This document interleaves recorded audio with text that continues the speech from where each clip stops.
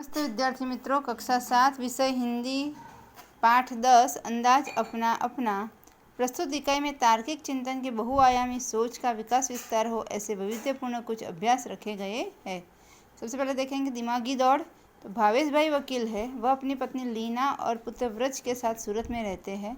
छोटा परिवार सुख का आधार होता है। उनका जीवन भी खुशहाल था। एक बार दीपावली की छुट्टी में तीनों अंबाजी गए। 4 दिन बाद वापस आकर देखा तो चौंक गए। उन्होंने देखा कि घर के बाहर जो बगीचा है उसके पेड़ पौधों के कई फूल पत्ते झड़ गए हैं। घर के अंदर जाकर देखा तो पूरा कमरा धूल से खराब हो गया था। दीवार पर की लीना और व्रज की तस्वीरें भी नीचे गिर गई थी और टूट गई थी। नन्हे मुन्ने बच्चों, ऐसा क्यों हुआ होगा? वे समझ नहीं पाए। आप बड़े अक्लमंद हैं, आप ही उन्हें बताइए कि क्या हुआ होगा।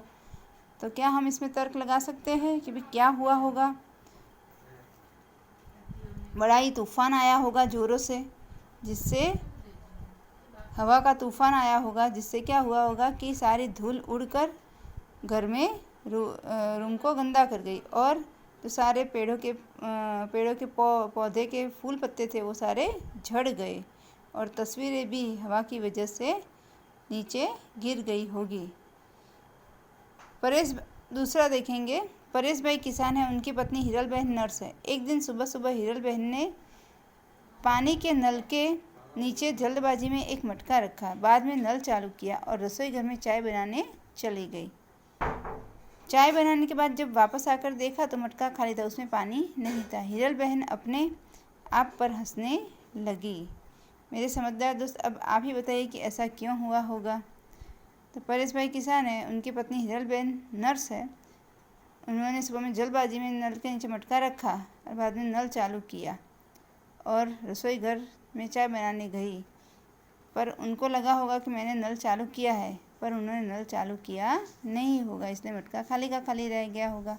या फिर तो उन्होंने झट से मटका रखा तो मटके में दरार आ गई होगी, तो जो पानी भरा है वो भरने के बाद खाली हो गया होगा, उस दरार से निकल गया होगा पानी, क्योंकि नल से पानी भी चला गया होगा। ठीक है, ऐसा भी हो सकता है।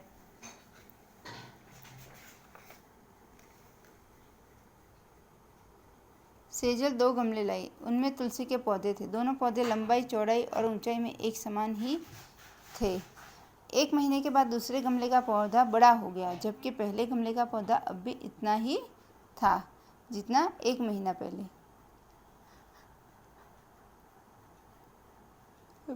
मेरे भोले भाले भेजाबाद दोस्त, ऐसा कैसे हुआ होगा? आप ही बताइए। तो क्या हो सकता है, इसके बारे में भी आप तर्क लगा सकते हैं कि शायद एक पौधे को सूरज का प्रकाश मिला होगा, एक पौधे को नहीं मिला होगा, या तो एक पौधे को पानी कम मिला होगा और दूसरे को सही ढंग से मिला होगा, तो भी ऐसा हो सकता है। तर्क की लगाम कल्पना के घोड़े। आप साइकिल पर स्कूल जा रहे हैं, रास्ते में देखा तो एक आदमी हाथ मिलाकर आपको रुकने का इशारा कर रहा था। आप रुके। उसने कहा कि बगल वाले गांव में मेरा जाना जरूरी है। आपने उस आदमी को साइकिल पर बिठाया और पास वाले गांव तक पहुंचाया। वहां जाकर आपको पता चला कि वहां एक जादूगर का कार्यक्रम होने वाला है और वह आदमी उसका सहायक है। उस आदमी ने आपको जादू के खेल देखने का अनुरोध किया। जिसको उसने साइकिल पर बिठाकर उस गाँव में पहुँचाया, उसने अनुरोध किया। पाठशाला पहुँचने में देरी हो जाएगी, ये सोचकर आपने मना कर दिया। उस आदमी ने सारी बात जादूगर को बताई। जादूगर ने खुश होकर आपको एक करामती चश्मे दिए और कहा कि इसे पहनने से तुम सबको देख पाओगे और कुछ भी कर पाओगे, तुम्हें कोई देख नहीं पाएगा। इस का असर 1 हफ्ते तक रहेगा।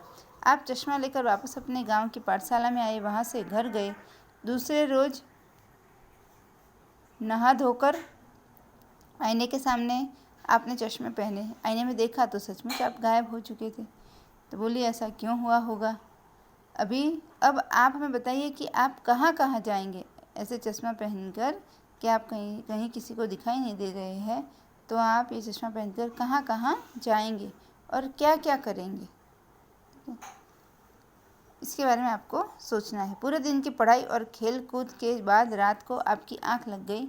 नींद में आपने एक सपना देखा। आप घूमते घूमते बहुत दूर निकल गए आप नदी पहाड़ों के अद्भुत सौंदर्य में लीन हो गए। आपको पता भी न चला और आप चलते चलते जंगल में पहुंच गए। यकायक आपके सामने एक शेर आ गया। शेर को देखकर आपको होश आया। आप घबरा गए, मारे डर के आंखें बंद कर दी। आपने ईश्वर को याद किया और कहा, काश मेरे पास पंछी की तरह पंख होते तो। तभी चमत्कार हुआ और आपके हाथ की जगह पंख हो गए। आप उड़कर वापस घर आए। आप बड़े खुश थे। जान भी बची और पंख भी मिल गए। सपना टूटा। आपने नींद से आंखें खोली तो आपने पाया कि आपको हकीकत में हाथों की जगह पंख मिल गए हैं। तो मेरे परिंदे दोस्त, अब बताइए कि आप कहाँ कहाँ जाएंगे और क्या क्या देखेंगे। ठीक है, आप अगर पंछी बन जाते हैं, आपको पर निकल आते हैं, तो आप परों की मदद से उड़ सकते हैं। तो आप कहाँ कहाँ जाना चाहेंगे। इस बार आपकी मज़ेदार और अनोखी कसौटी होने वाली है। एक बड़ा जहाज़ आपको निर्जन द्वीप पर ले जाने वाला है। एक मोटा सा जहाज़ है जो आपको निर्जन द्वीप पर, जहाँ कोई भी नहीं है, कुछ भी नहीं, वहाँ केवल मिट्टी, कंकड़, पत्थर, पहाड़ और पानी ही है। मेरे बुद्धिमान दोस्त, वहाँ एक हफ्ता तक सुख चैन से रहने के लिए आप अपने साथ क्या क्या ले जाएंगे। सूची बनाइए उसकी, यानी यादी बनाइए, उसका लिस्ट बनाइए।